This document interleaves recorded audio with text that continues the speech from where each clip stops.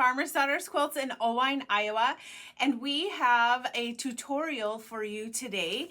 It is going to be the 4 at a time flying geese.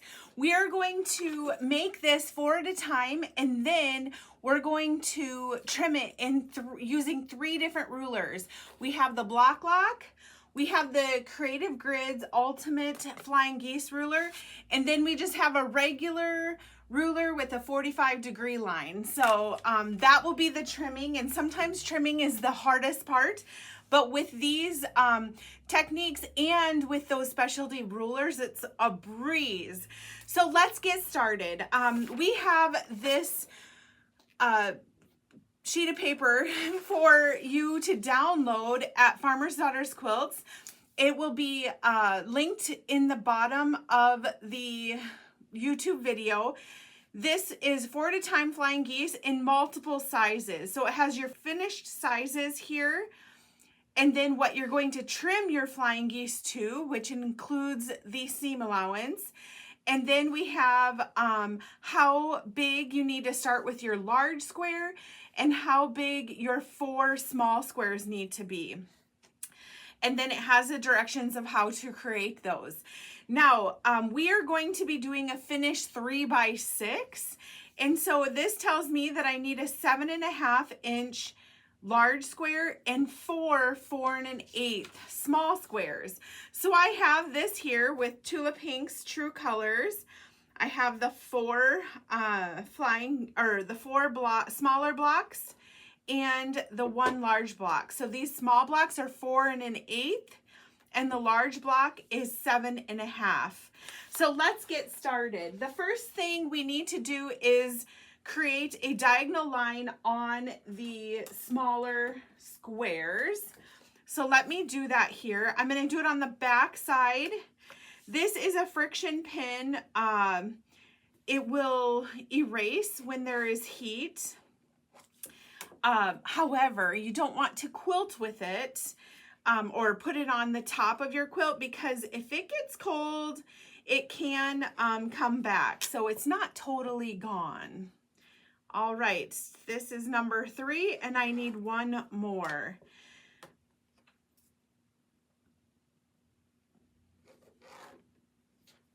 Okay, we have our 4. The first thing we're going to do is we're going to lay 2 of them right sides together on our large square. Here's my second one. And now I'm going to go to the sewing machine and I'm going to sew 1/4 inch along both sides of this diagonal line. So let me do that here.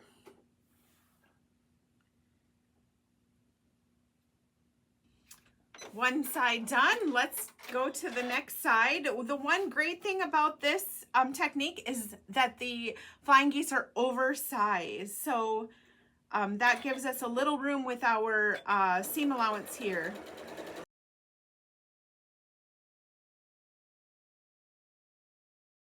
Okay, we have that done. Here it is. We have sewn on each side of that drawn line. Next, we need to cut these apart. So you're just cutting along that drawn line to cut these apart. My cutting mat is just the perfect size, which sometimes makes it a little difficult. Okay, now you have 2 units that look like this. We are going to iron towards the smaller squares. Let me bring over the wool mat here. Okay, we have our mat, our wool mat, and I'm just going to iron these towards the smaller squares, and it makes kind of a heart shape here. So press those. Where's my other guy? Here he is. I'm going to do the same to this. Press toward those small squares. Okay, next up we do the we take the last 2 squares that we have drawn lines, and we are going to place them on this new unit just like so. And we're going to sew a 1/4 inch on each side of the drawn line. So let's do that. I'm going to do it to both and then come back here with the cutting mat.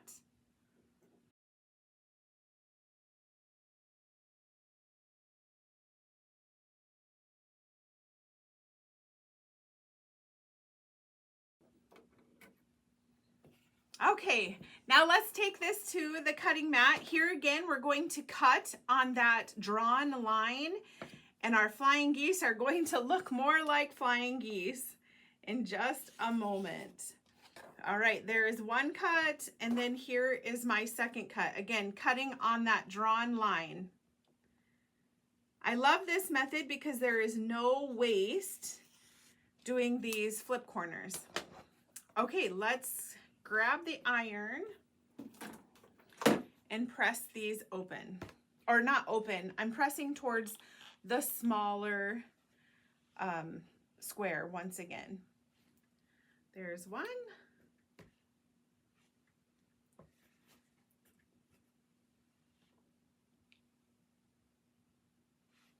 There's two.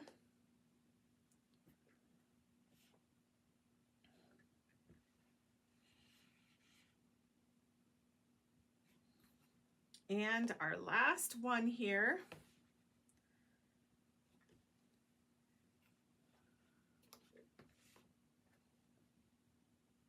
Okay. Now, next thing we need to do is trim the flying geese. So I'm going to show you this in 3 different techniques. The first 2 are specialty rulers, and then the last way is using just your regular ruler. It just needs a 45-degree line.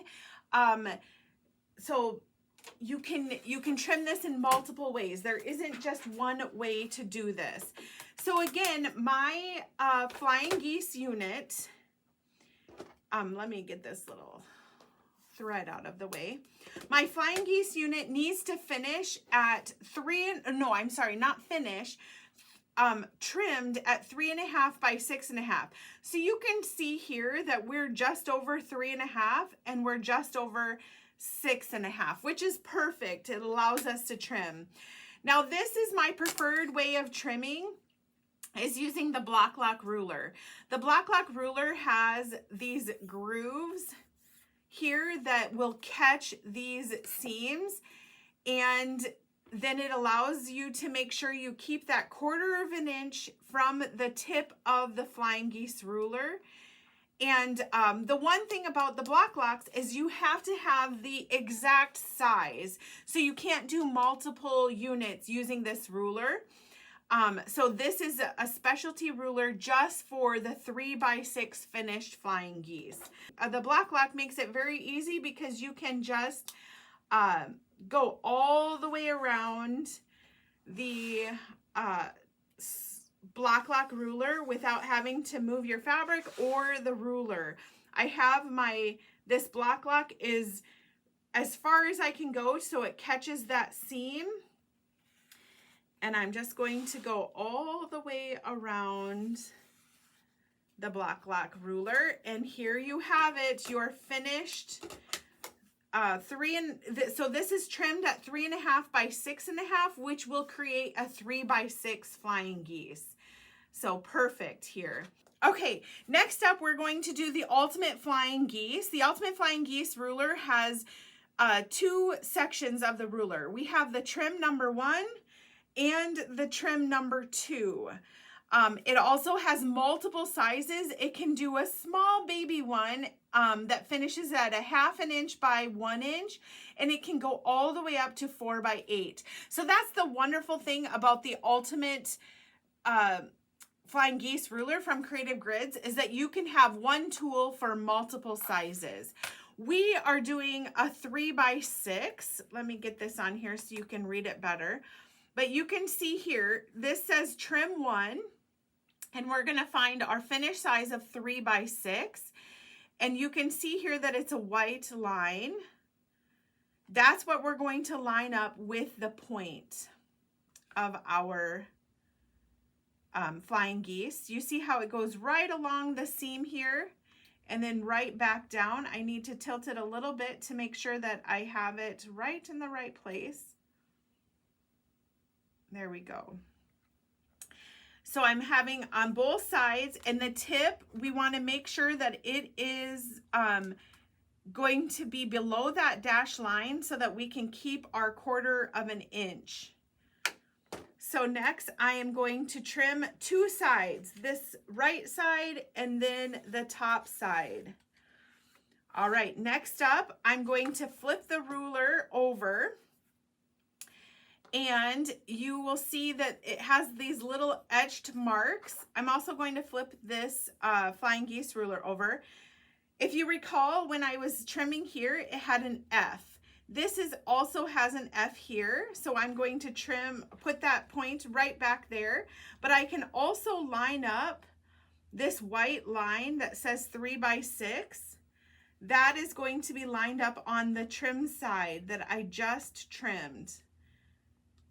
And now we're trimming the second side.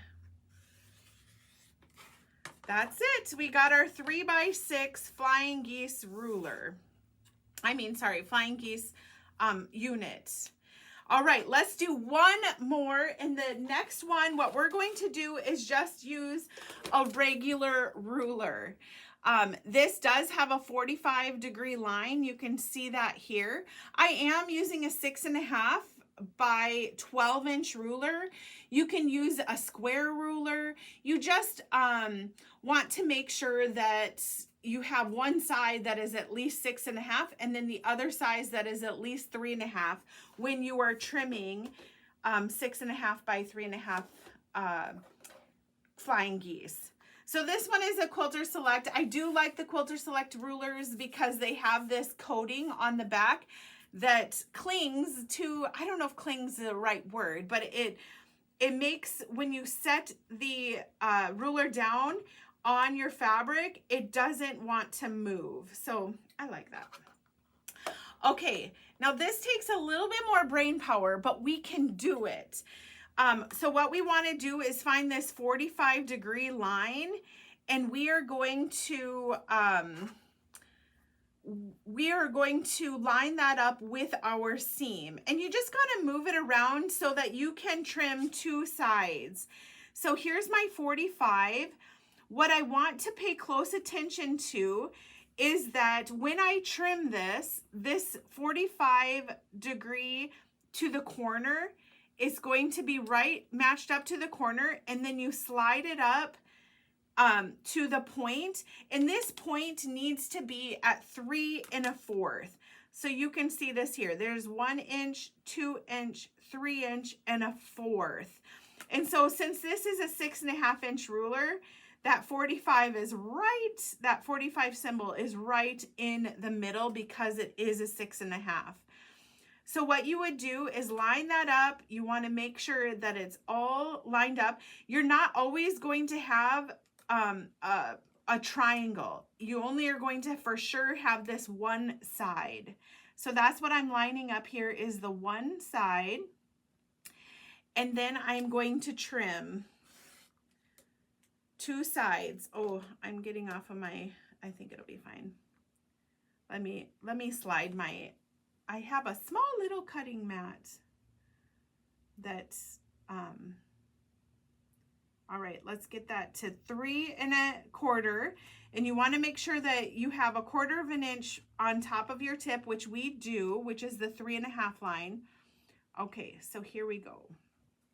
I'm going to trim this side once more, and then the top, well, the bottom here.